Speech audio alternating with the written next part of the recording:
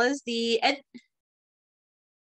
Education and Interpretation Specialist at the Science History Institute, and I'd like to welcome you to tonight's Museum Council event, a virtual behind-the-scenes collections highlight from the Science History Institute. In case you're not aware, the Museum Council of Greater Philadelphia was founded in 1939 by a consortium of area museums seeking to promote public awareness of local cultural institutions.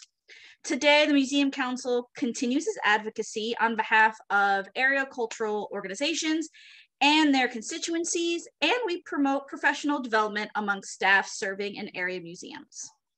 So if you'd like to learn more about the Museum Council, if you'd like to hear about upcoming events, if you're interested in joining our ranks, please make sure you check out our website at philamuseumcouncil.org. We'll drop that link in the chat.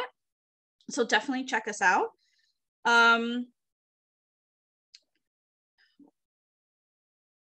We'd love to have you, and we'd love to see you at future events. So now more about tonight's event. Our speakers are going to present for roughly about 20, maybe 25 minutes each. And then we'll have time for a little bit of a Q&A at the end of both presentations. So if you have any questions for our speakers during the event, make sure you drop them in the chat. If you have any comments, anything you're interested in learning more about as the event continues until 7 o'clock tonight, please make sure you use that chat function, and I'll make sure to keep an eye on it so I can ask those questions at the end. So now it's my honor to introduce our two speakers for tonight, Jessie Smith and Isabelle Held. So Jessie Smith is a research curator at the Science History Institute, where he contributes to public-facing and scholarly projects in the history of science. And he is also the associate editor of the journal History and Technology. Jessie earned his PhD in the history and sociology of science at the University of Pennsylvania. Our second speaker, Isabelle Marina Held, is an interdisciplinary design historian focusing on the body, materiality, science, and technology. As the Science History Institute's Price-Doan Postdoctoral Fellow from 2020 to 2022, she's working on her forthcoming book, solicited by Duke University Press. The book is tentatively titled Atomic Bombshells: How Plastics Shaped Post-War Bodies. That is a great book title. Additionally, Isabelle is curating exhibits and programming events for the Institute that explore design, science, material culture, and the body. And we'll get to hear about some of that in today's presentation. The UK Arts and Humanities Research Council funded her PhD in the history of design from the Victoria and Albert Museum and Royal College of Art. Isabelle has been awarded fellowships within institutions such as the Smithsonian and the Hagley Museum and Library. She has lectured at London College of Fashion, University for the Creative Arts, and the Royal College of Art. Her writing is featured in various publications that include Design Issues, The Towner, Under the Influence, and Barron Books. So a really big welcome to Jessie and Isabelle. Thanks again so much for joining us tonight, and I'll have Isabelle kick it off first. Thank you so much, Naomi. Thank you, Alison, as well. I'm really excited to be presenting here today. So I will go ahead and share my screen. Can everyone see the screen okay? Yeah? Okay, cool. So today I'll be talking about my current exhibit lab at the Science History Institute called Redefining Nude. So the exhibit lab space at the Science History Institute is a smaller exhibition space that is on a about 3 to 4 month rotation usually. And there are opportunities for people to kind of guest curate this space essentially. So yeah, I thought I'd get started by telling you a little bit about my research. So as you heard, my research is on the history of plastics and their relationship to the shaping of bodies in the post-war US. And at the Science History Institute, I've been working on my forthcoming book, Atomic Bombshells: How Plastics Shape Post-War Bodies. I'm particularly interested in how meanings and uses of plastics changed over time, shifting from industrial and military applications to the fashion body. So I study objects ranging from underwear to implants. And I utilize an intersectional approach, examining these objects through the lenses of race, gender, and sexuality to explore how they shape the body in different ways. And so this exhibition grew out of my research on plastics and the body. So I thought I'd start by telling you a little bit about two of the objects that were already in the Institute's collections that guided my process and inspired the exhibition. On the left, we have a pair of light pinky beige nylon wear test underwear. And on the top here, I don't know if you can see my cursor, but you can see in the waistband, it says wear test and then 1938. So these were donated to the Institute by Joseph Lebowski. He was a lab assistant to Wallace Carruthers, the chemist accredited with inventing nylon. Carruthers directed a lab at the DuPont Experimental Station down the road in Wilmington, Delaware, and DuPont invested heavily in R&D and experimentation, and this pair of underwear is part of that legacy. As the label indicates, the company wear-tested nylons like these with staff who reported on their experiences of wearing them. And this is an example of an early pair of nude nylon underwear. So this is really incredibly rare, and we're very lucky to have it at the Science History Institute. And then on the right, we have 5 chest binders by a trans-owned company, GC2B, and these are more recently produced in the last couple of years.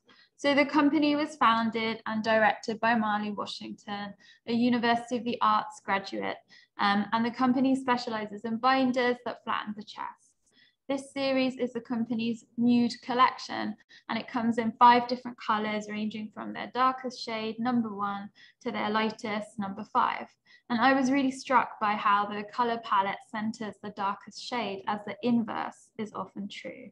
And these binders prompted me to think about how many everyday items, particularly intimate technologies of the body, such as bandages and hosiery, center whiteness as the norm. Together, objects like this underwear and binder can help tell an important history of nude as a color. And I wanted to explore this subject in an exhibition and ask questions around how everyday items are encoded with racist norms. So here's an image of the first cabinet in Redefining Nude that introduces the exhibition's concept. So the exhibition actually starts by asking visitors a question. How would you define nude as a color? I then use the label to provide some historical background on the use of nude as a color. This is important for understanding the history of this term. Until the 1910s, underwear was usually white, but then a new hue came on the market called flesh. The color was a peach or pink tone, but whose flesh did this color reflect? This limited vision of flesh color persisted for decades, and in many cases to this day. Bras in flesh color created a nude effect when worn under sheer blouses, but only for those with pink or peachy skin tones. Other everyday items like flesh-colored hosiery and bandages soon followed, and throughout the 1930s, such products proliferated, and the term nude was popularized to describe a similar pinkish beige color. These early definitions of flesh and nude colors have always excluded Black, Indigenous, and people of color, and this exhibition examines that history and highlights efforts to redefine nude.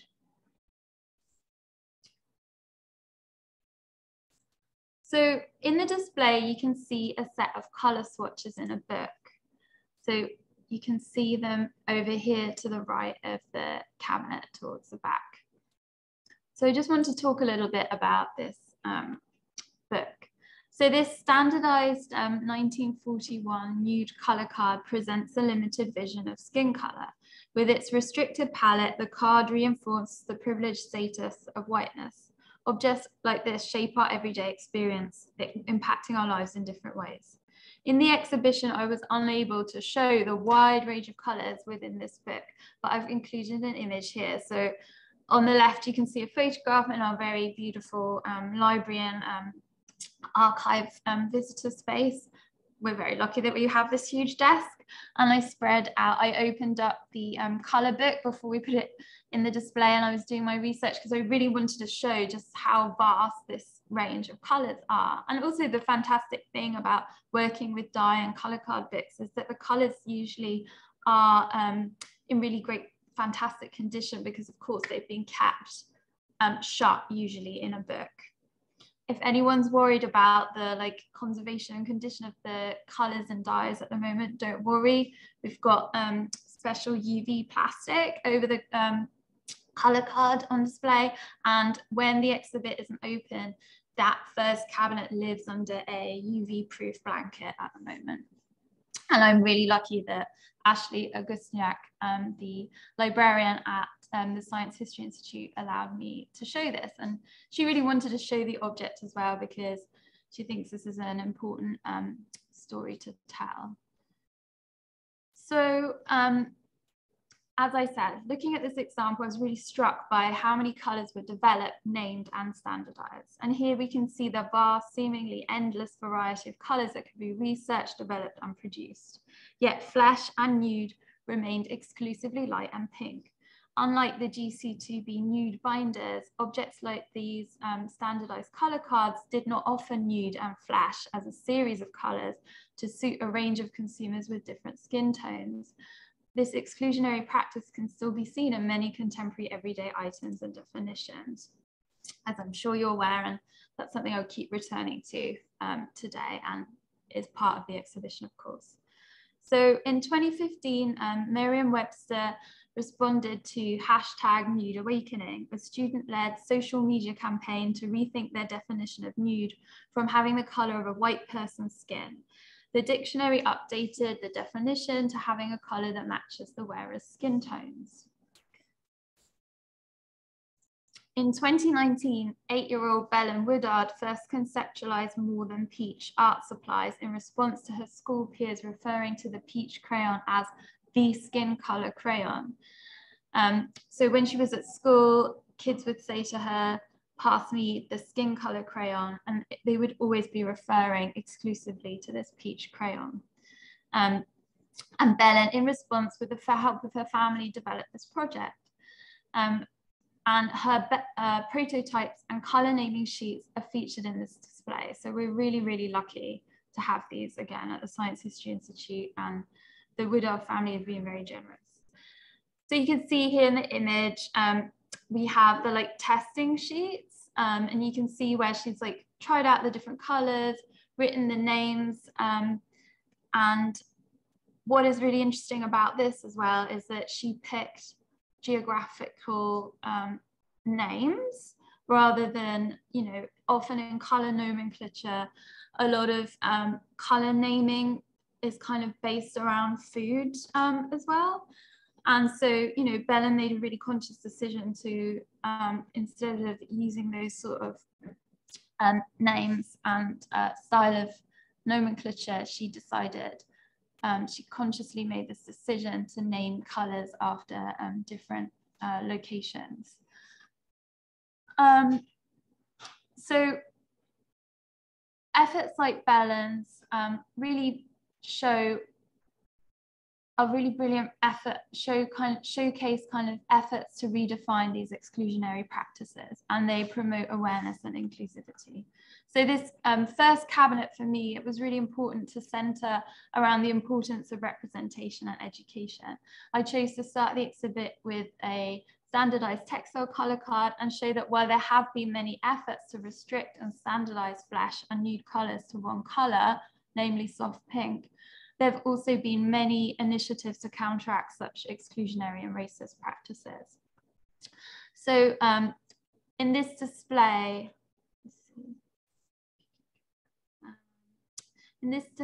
over here, in front of the color card, you might also be able to see bandages, which are children's bandages featuring pictures of a black ballerina and a black judge. And again, just these everyday items put together with the crayons, I really wanted to speak to the power of representation in everyday items. So the second, the second display begins with a quote from Audre Lorde. In 1988, she gave a speech on intersectionality and asked, "Why should flesh-colored Band-Aids always be pink?" In 1921, Johnson & Johnson introduced Band-Aids. As described, the pink beige color as flesh-colored like your own skin and appearing almost invisible. However, for decades, these flesh-colored bandages meant only one color, soft pink. Today, Black, Indigenous, and people of color can choose bandages in a range of colors from Black-owned businesses such as Brandages and True Color, both of which were established fairly recently. Skin tone system, developed by a step ahead prosthetics company, manufacture silicone skins in a range of skin tones to cover prostheses. So you can see here their samples of the different silicones they have available.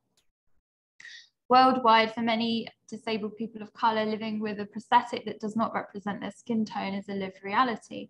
Globally, the majority of prosthetics are produced in a light color centering whiteness.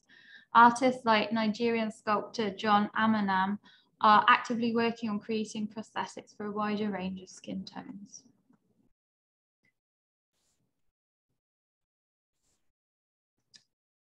So moving to another part of the body, we're now speaking about makeup and cosmetics.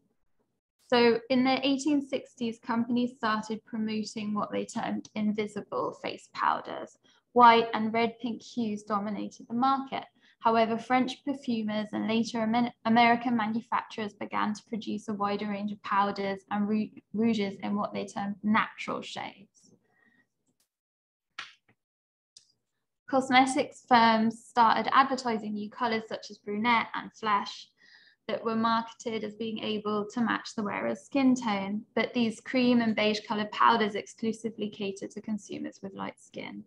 And here you can see a Le Blush face powder, which we also recently acquired, was generously donated, in fact, by Kathy Pice, who's a professor at Penn, and she wrote a really fantastic book on the history of cosmetics called Hope in a Jar. I highly recommend it.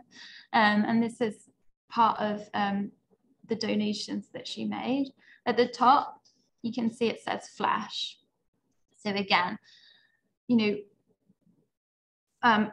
there's this very limited kind of presentation of flesh as this one singular color.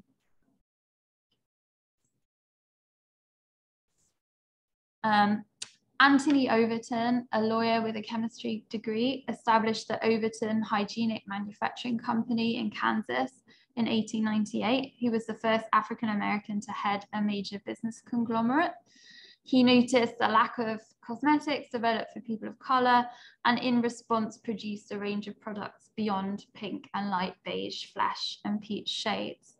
And we're very lucky again to have this in the collections. So this is one of his very early face powders. You know, and I think what's really interesting to see is there is a long history of always presenting nude and flesh colors in not a singular way, but in a greater variety.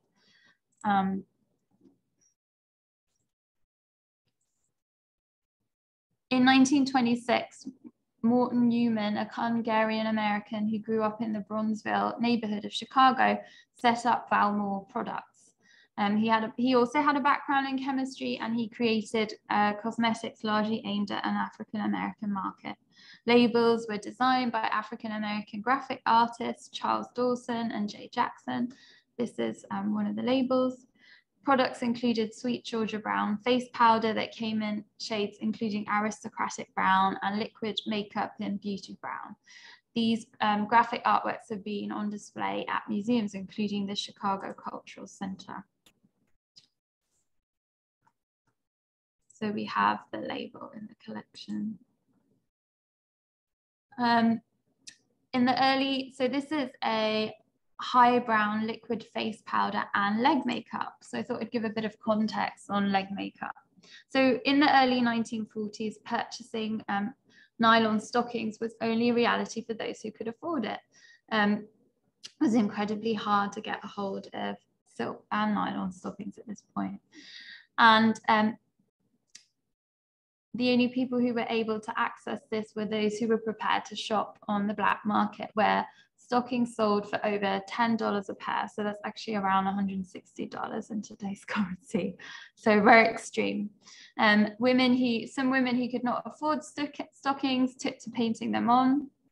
And so this included, some of you may have heard of this before, painting a seam up the leg to kind of create the illusion of wearing stockings, and also covering their legs in items like this, liquid silk makeup, to create the illusion of wearing stockings.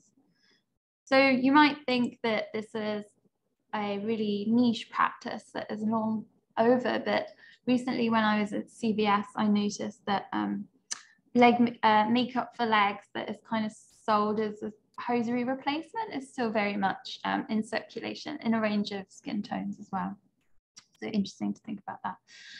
One company offering leg makeup at this time was Keystone Cosmetics in Memphis, a company founded in 1923 by Morris Shapiro and Joseph Menke, two Jewish chemists who made and sold many products aimed at an African-American clientele, including high brown liquid face powder and leg makeup, seen here.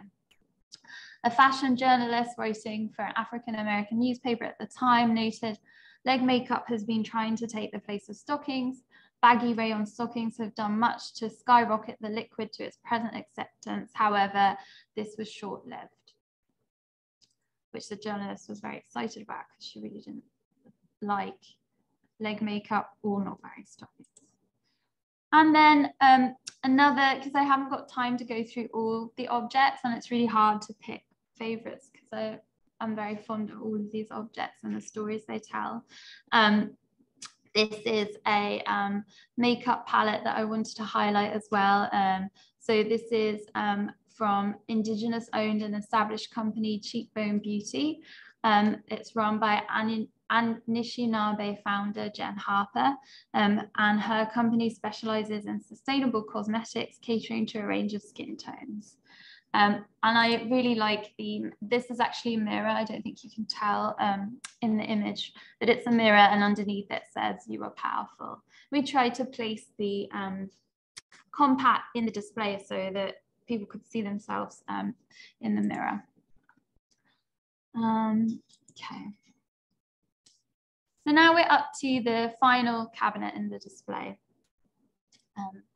And one of the key things I want people to take away from this exhibition and also this talk is that since their introduction in the late 1930s, nylon garments could be dyed in a wide range of colors. In fact, most garments could be dyed in a very wide range of colors, but few companies explicitly developed and advertised products for people of color. In the 1970s, the message of Black is beautiful was celebrated by hosiery brand Sugar and Spice. You can see the advert to the left here. So this is an advertisement from Ebony magazine. And we also recently acquired a pair of the actual hosiery that will be coming in soon. So we're very excited about that.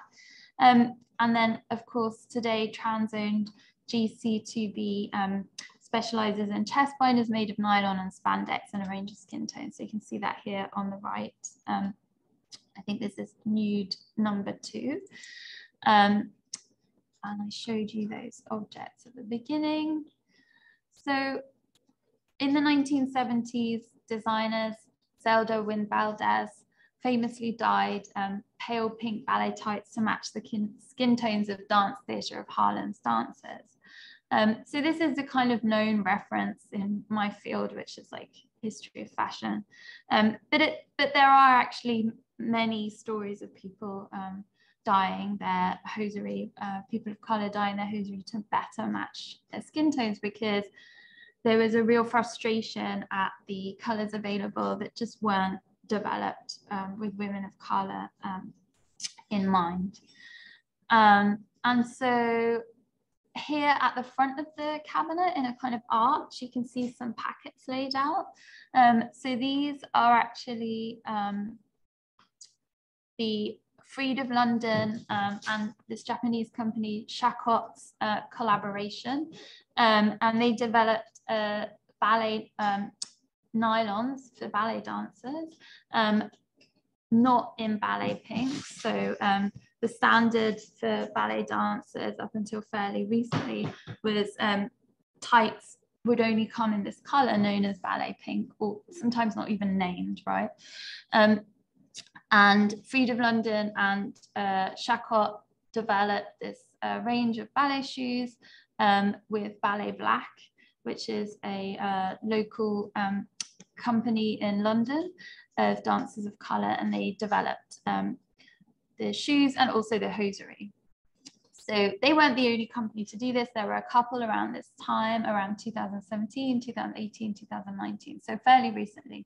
And products like these offer an alternative for dancers who dye their hosiery and pancake their shoes with makeup to match their skin tone. So the practice of using makeup to match your skin tone with a ballet shoe is known as pancaking. And we're very lucky, again, here on the bottom right corner of the cabinet, you can see a pair of ballet shoes. These customized shoes from 2016 were donated by Chanel Holland. So she's the founder and artistic director of Philadelphia's Chocolate Ballerina Company. And together we developed the label for this last cabinet.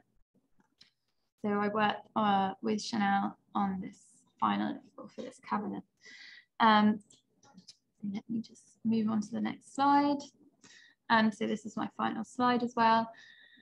So when Chanel Holland donated her shoes to the Institute, I met with her and she shared the story of her shoes with me. She told me how important these shoes are to her.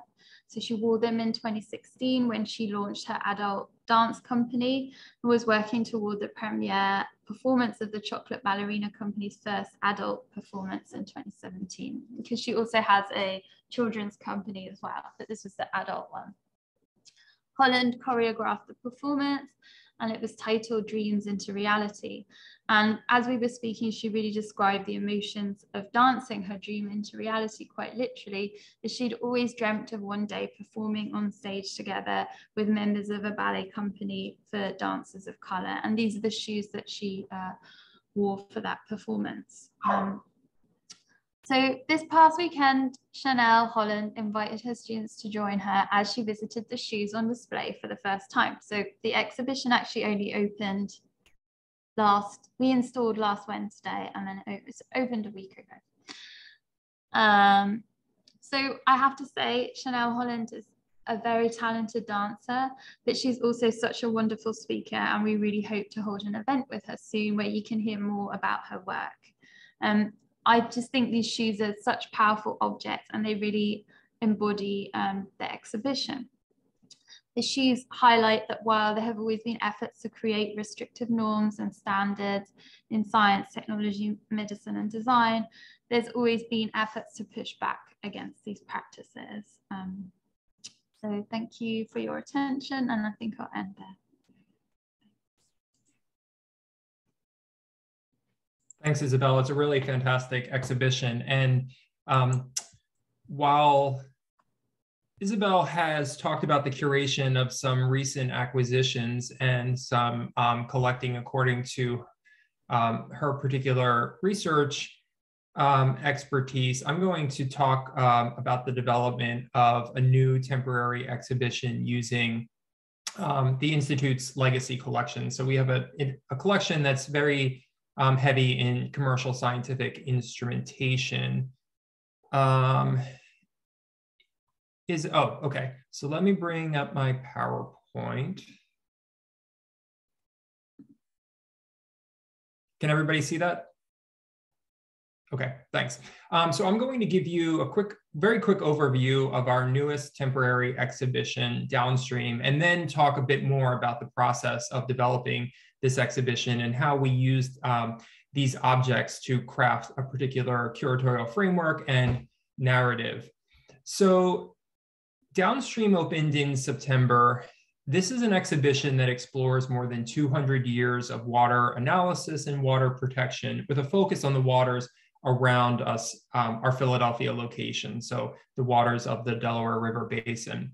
And the exhibition proceeds chronologically through time, but according to 5 historical episodes that walk visitors through time, but also through increasing scales of environmental protection. And these 3 freestanding walls here that you see serve as the introduction to those sections. So the first part of the exhibition begins in Philadelphia in the late 1700s and proceeds through the 1800s as Philadelphia recognizes pollution in its water as the city identifies new sources of cleaner drinking water. So if you're familiar with the waterworks at the Art Museum and the Schuylkill River, identifying the Schuylkill in the early 1800s as a new source.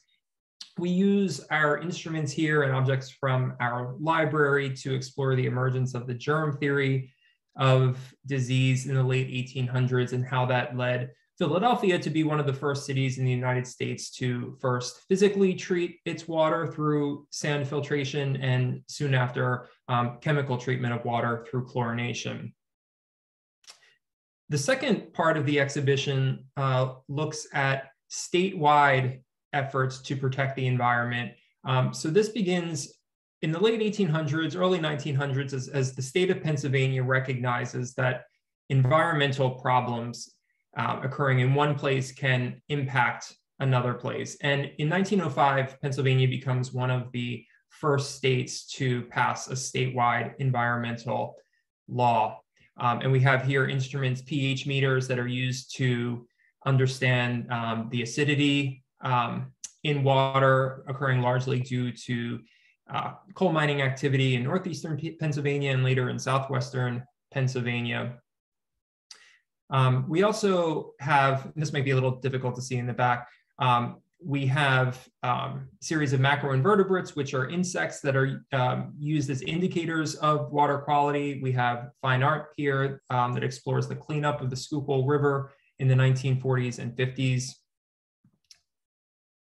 The exhibition then moves to the mid-20th century. In 1961, the 4 states of the Delaware River Basin, which are New York, Pennsylvania, New Jersey, and Delaware, partner with the federal government to form the Delaware River Basin Commission. This is a 1964 model here of that basin. So this was the first federal state partnership to manage water resources according to a river basin. So the recognition here that environmental challenges transcend political boundaries. And here we have environmental management according to what we might consider more natural boundaries. The exhibition then moves to the 1960s and the 1970s and the development of federal regulations, the creation of the EPA, the passage of the Clean Water Act to represent federal intervention in environmental challenges at a scale that we hadn't seen before, especially the provision of a significant amount of federal funds for wastewater treatment plants. And then finally, the exhibition concludes with the emerging challenge of microplastics in water around the globe. And scientists aren't sure exactly what risks microplastics in water pose. And right now, they're mainly attempting to quantify, so to determine how much or how large this microplastic problem is, and also to identify the kinds of microplastics that we're seeing in water. And this section of the exhibition has 2 goals. One, to remind visitors that the challenge of keeping our water clean is an ongoing one, that new risks are always emerging. And also that the study of water and the protection of water is continuing at all of those scales that we just experienced in the exhibition.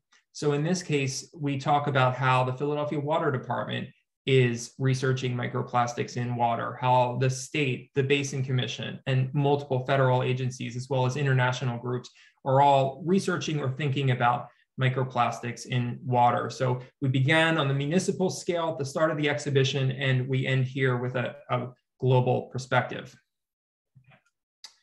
Okay, well, how did we get here? The exhibition started with the broad goal of doing a show about water. And we went through our collection and created an object list that you see here. This is part of the object list of everything that we had related to water. My task was to create a narrative around these objects. And one of the first activities that helped generate the narrative that I just shared was the Delaware River Basin Commission's discovery of that model in a back stairwell. So a few years ago, they uncovered this. The folks working there at the time had no idea that this even existed. Nobody on staff had any memory of this. And we went to view it. They were more than willing to loan this object to us. They've subsequently donated this object to the Institute. So I had this very place-based object. We had also had some conversations with the Philadelphia Water Department about borrowing some of their objects as well.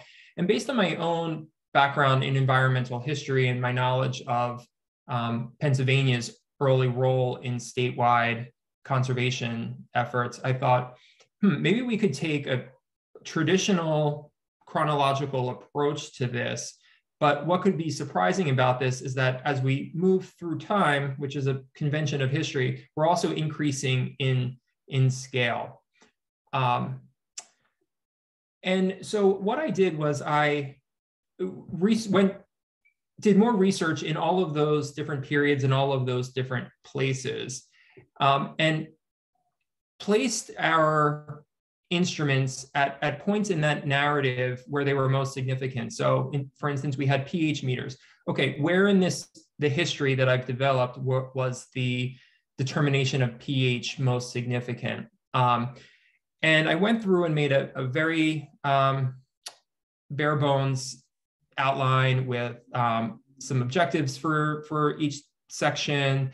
This has no narrative text. There were no images at this point. It was just a rough sketch of a exhibition script. This went to our exhibition designer, who was external, a firm that we hired, and they took that outline and developed this very rough floor plan. So the thinking here that maybe this exhibition could proceed in this kind of swoop across the space. This is about a 15 to 1600 square foot gallery. And they took those different content pieces and placed them according to whether they were oriented around an object, whether it was a narrative or graphic or a piece of media, a film clip. I then took this floor plan. Oh, I'm sorry. And one other thing that was proposed at this stage was the idea that we could color code each of those sections. So you'll see here in the upper right, sections 1, 2, 3, and I think 4, it's blocked. Okay, 4, with the idea that these series of colors would be the colors for the graphics, for the exhibition furniture in each section, and we would move from a really rich green palette to blue. Whoops, let me get back. Whoops, sorry. Okay, so what I then did was started actually writing the exhibition script for that first section. I developed an information hierarchy. What are the primary stories going to be? What are the secondary stories and the tertiary, according to what we perceived of as the importance of the different pieces of content, and also word counts. I will say that I also created for myself as the exhibition script writer these categories of the problem, the culprit, how did we know, what did we do, how does it work, how does an instrument work, and what were some other alternative ideas proposed for solving a particular challenge. And I used that to organize my writing. I made a first draft of exhibition label text. I also identified potential visual assets. So for instance, the first section talks about how Philadelphia in the late 1700s was really messy, really stinky, really wet and dirty. And I found from the free library this sketch of animals in the street. And on the right-hand side, you'll see that for a later story, I had identified this image of the port of Philadelphia at the time. The exhibition designer actually took that third image, saw that it was so large and that it could be blown up to the size you see here.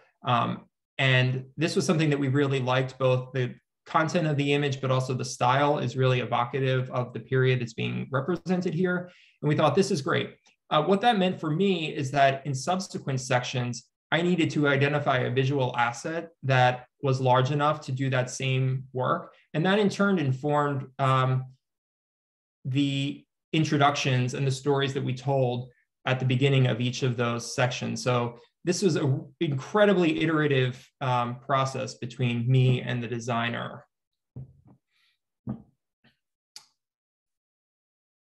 So the designer then took that script and revisited the floor plan with much more detail, and actually made the recommendation that we ultimately took to keep those categories and foreground them. So those categories of the problem, the culprit, and make them explicit for visitors who would recognize consistency across these historical episodes. So some things in the narrative are staying the same, even as there's quite significant historical change.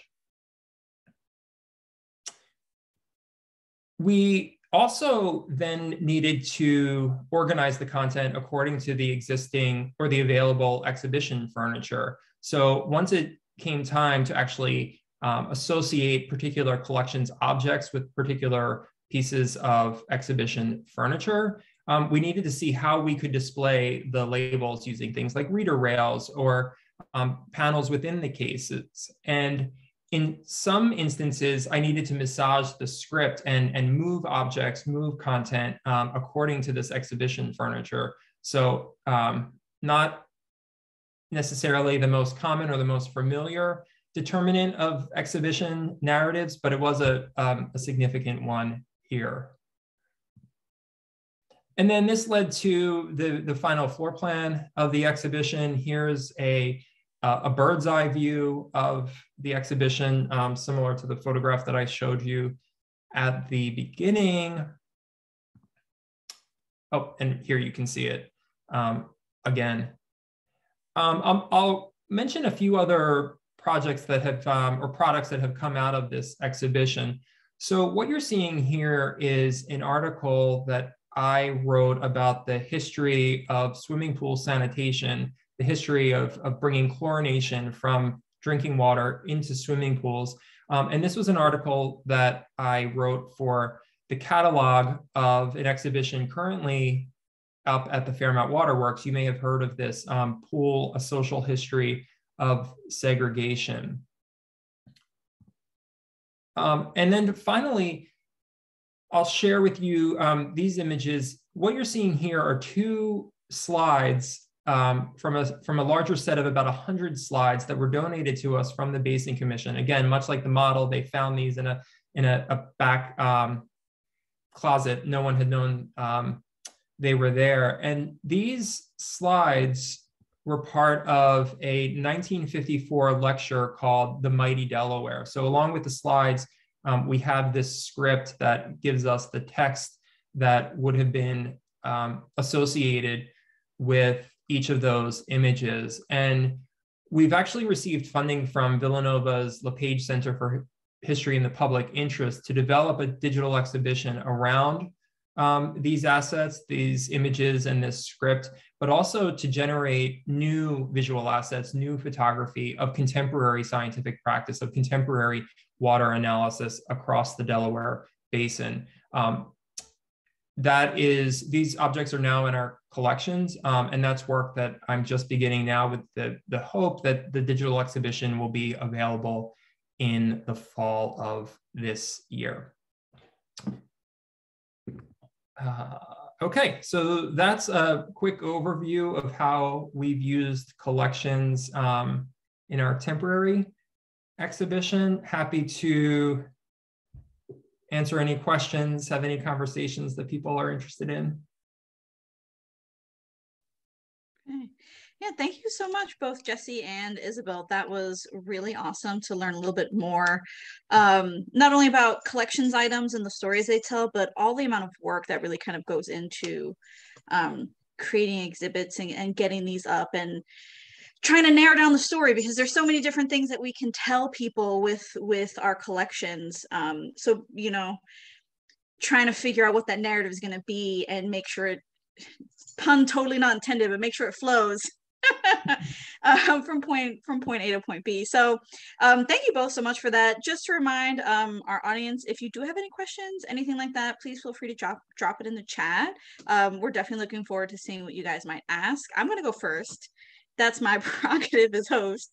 But the one thing I did notice, both of these exhibits are awesome, but they seem, you know, they might seem different to people who've been watching. But the one thing I found that both tended to highlight was for me was the kind of connection between science and these kind of bigger societal issues. So we've got, you know, science and racism with Redefining Nude, and kind of science and environmentalism and with Downstream. And I don't think that's something that most people realize, is how influential science can be with what's around us. You know, mostly I think what people, when they think about science, they think of kind of what's going on now, like getting vaccines and things like that. But I think what your exhibits, both Downstream and Redefining Nude, highlight is how connected science is to these bigger societal issues.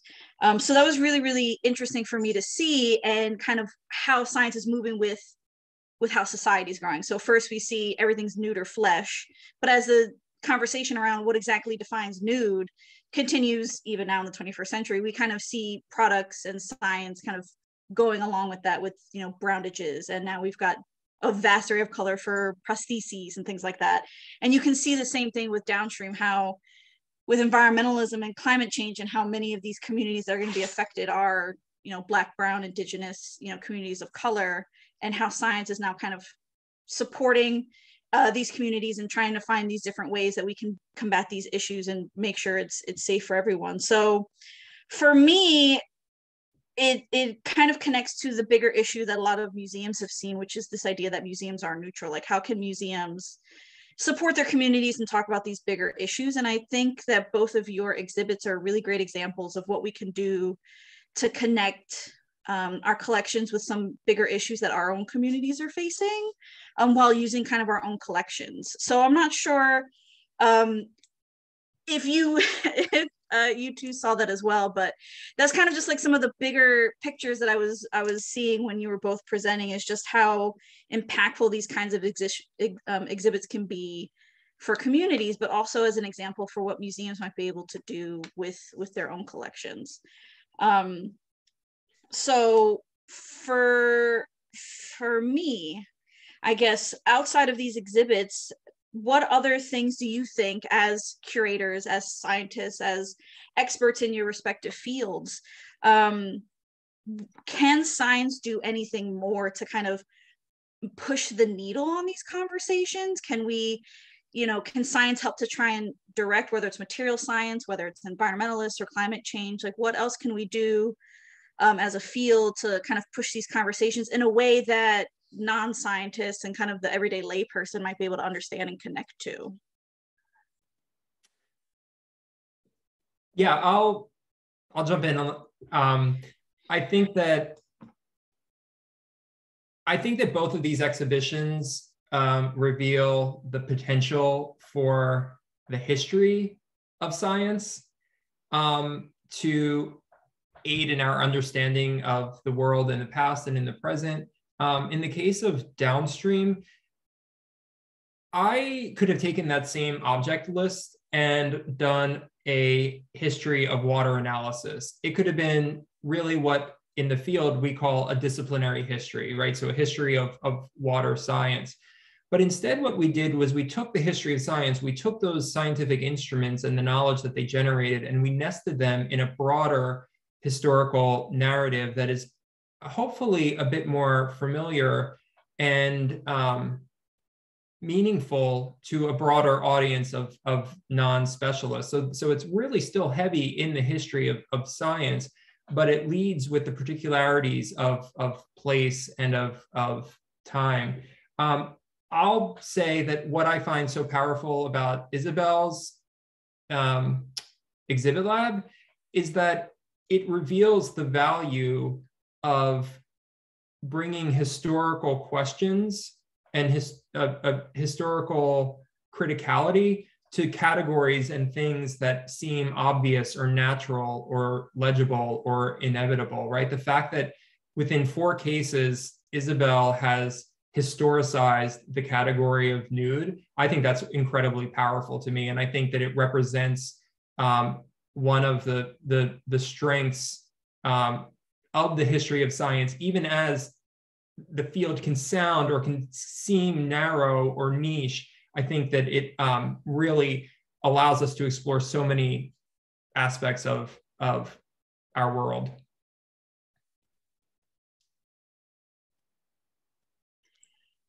Thanks, Jesse. I was just thinking, did you want to say something, Naomi? Sorry. No, I was just going to ask, if you wanted to add anything to what Jesse said. Well, I was just thinking about, in terms of, I think your question was sort of around what can museums do, right? And I just feel like the museum is a space also for asking questions and just getting people to maybe, as Jesse was saying, look at everyday items or everyday practices and think about them through different lenses in a way. And I feel like, the other, as you see with Jesse's exhibition as well as mine, is, there'll be, each museum has its established collection, but with each exhibition that you do, usually you also do some collecting or acquisition around that. So you can kind of grow collections or have things in conversation with each other. And that's why I've really enjoyed working on this project with the Science History Institute as well, because we have these really fantastic, really rare, incredible objects like the wear test underwear, or even the standard color dye book is amazing. And then to have those objects in conversation with kind of, everyday items, I think is really exciting, just to show how, as you were saying, Naomi, science impacts on kind of everyday interactions, experiences, and lives, essentially, like moving from the science of the dyes to like an everyday item like that.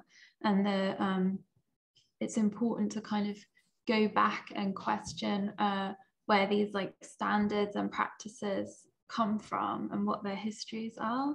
And yeah, absolutely. I know that for both of your presentations, just listening and kind of thinking in terms of like where I am and materials that I have in my own home, it makes me think about them differently and think about the conversations that are still happening around environmentalism and climate change and what do we do to protect water and communities, but also we still have the whole conversation around what exactly is nude and nude for who in literally everything from intimates like you showed, but we're still having the conversation with makeup, large makeup companies that are coming out with only 20 shades of foundation, and they cater to 4 types of skin tones that are all fairly similar. You can very rarely tell the difference.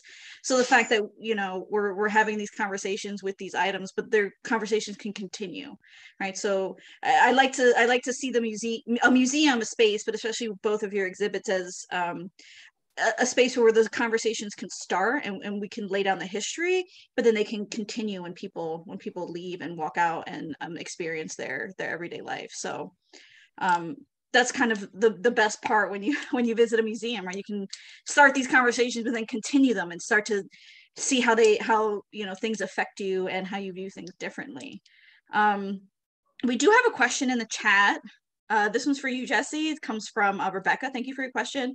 And Rebecca asks, does the exhibit discuss water within the context of Indigenous knowledge and environmental protection?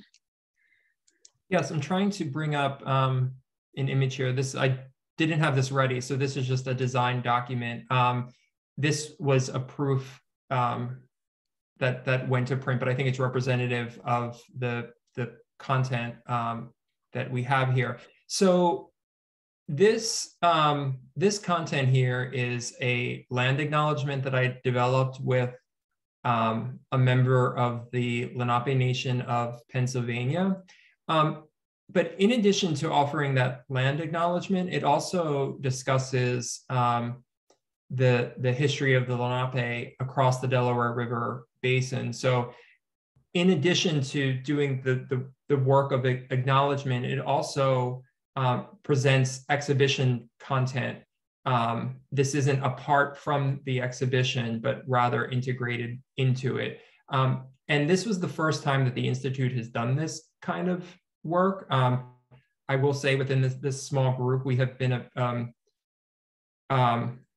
a conservative organization, not politically conservative, but a conservative organization. And this isn't his work we historically would have done. So I was pleased to be able to get this into the exhibition.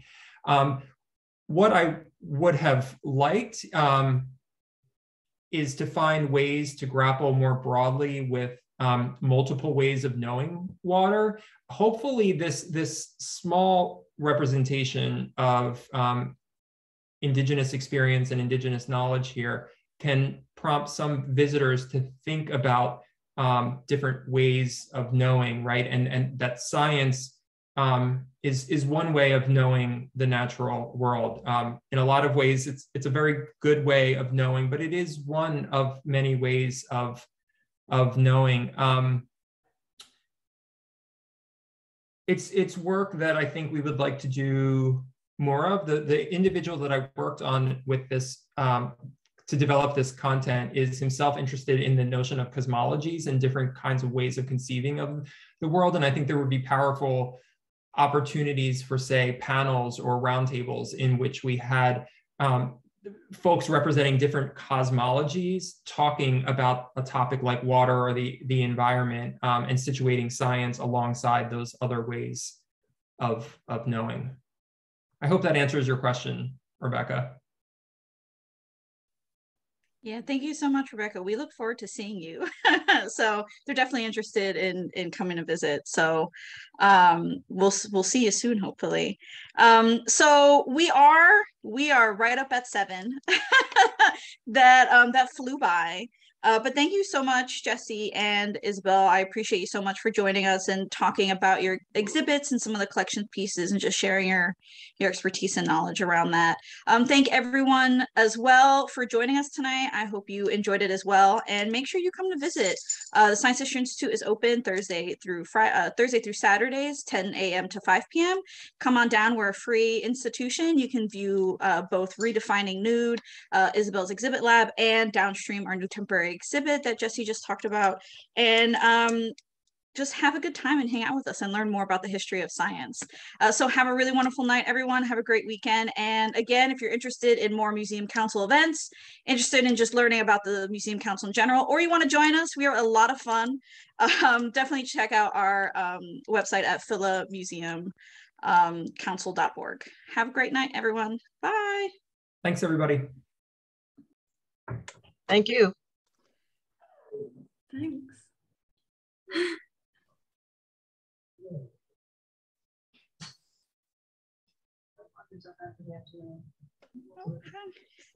Hi, Eileen. Hi. Great. Really enjoyed it. Thank you. Thank you so much. Thank you so much, Eileen. I'm really glad you were able to join us tonight. Yeah. Yeah. Very thought-provoking. See you soon again, I hope. Yep. We'll see you soon. I know. Bye now. Bye. All right, guys. Great job. Thank you. That was a lot of fun. I was just, listen, I know I'm biased, but truly that was awesome. And it gives me more to think about when I am back in the museum and viewing the exhibits again. Because you get caught up viewing it in a